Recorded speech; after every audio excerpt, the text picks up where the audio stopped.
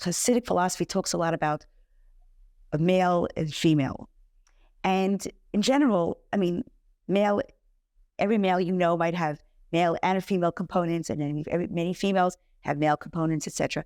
But the male gift to the world is the gift of being the giver. In Hebrew, the terminology is the mashpia.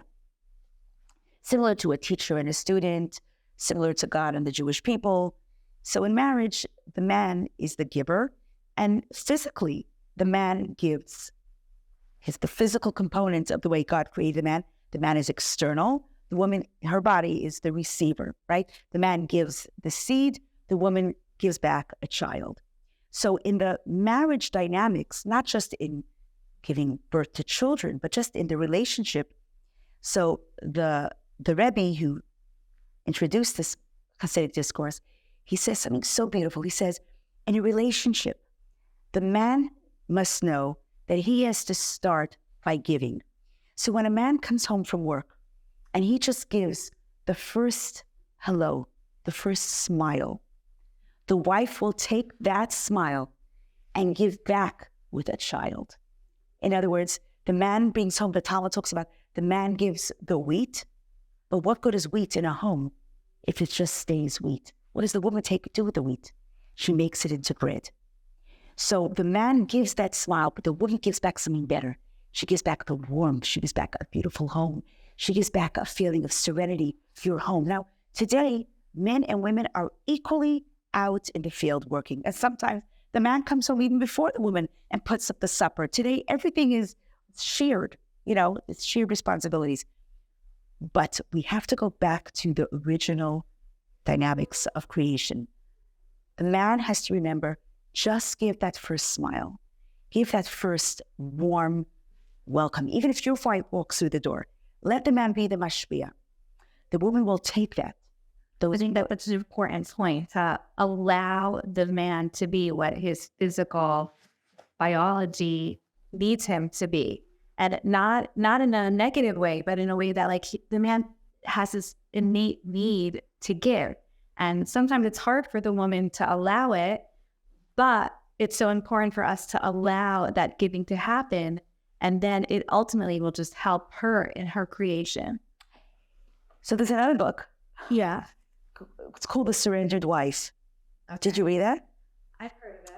So there's a Jewish version. There's a Jewish version to everything. So the Jewish version, I think, is called The Empowered Wife. So it's not like that. Yeah, exactly. But the Surrendered Wife, she, the author, she just did it for, to get reaction. But which she did, and she sold 2 books, and now she has a huge following, and she actually teaches women to become, not only powerful and surrendered women, but she has taught what does it mean, surrendered. So you alluded to, this is what made me treated this thought. The surrendered wife means allowing yourself to be feminine. So if you're on the airplane and your luggage is on the top and it's heavy, we women today can put our luggage on top, we can take it off, we can do it all because we're out there in the workforce and we are dynamic and we're competent and we're powerful. So normally a woman will say, it's okay, I'll do it. A man offers and says, can I take it? You go, no, I can do it. The surrendered wife, she teaches you, with the empowered wife, the new version, she says, allow yourself to receive. A man wants to help. Allow yourself to receive and say thank you. So my new me is if I'm not traveling with my husband, I put my suitcase on and someone says, can I help you? I go, thank you. I don't know who the guy is behind me that took it off. I'll never see him again. But he feels so helpful. And I didn't have to stretch my arm and move my hair and maybe, dislocate any bones. I just go off the airplane. Imagine in a relationship, the man says, is it okay if I pick up the flowers, or is it okay if it's something maybe that the woman will normally do, and she'll go, no, I'm fine. But I want to. Just say, sure. It is so feminine. It is so attractive to be able to just say, yes, thank you. But things have shifted. In the last 15, 20 years, it's really hard for us to accept, to receive. When we go back to the way God created the world. And he said, I am the mashpia. You women, you are people, you are the woman. You will receive. And just say thank you. And then you give back something even more. And if we can become feminine again, and it doesn't take away at all from our competency, it doesn't take away anything from us being successful. It's just being feminine. And then almost the comfort in the space, the man gives, the woman receives, but then the woman is still the mashpia. That's the point. The woman is still the mashpia, but she gives back a child. She gives back a loaf of bread. She's taken that raw material and made it into something.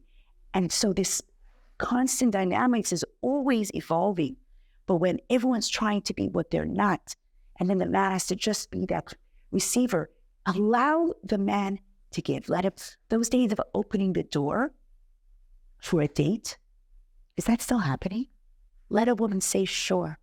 A man wants to pay for your drink. Say, thank you. Say, thank you. Let's go back to that. Every young woman today, her mother was opened the door for by her father. And it worked. It worked. There's a comfort in being allowed to just being who I'm naturally meant to be.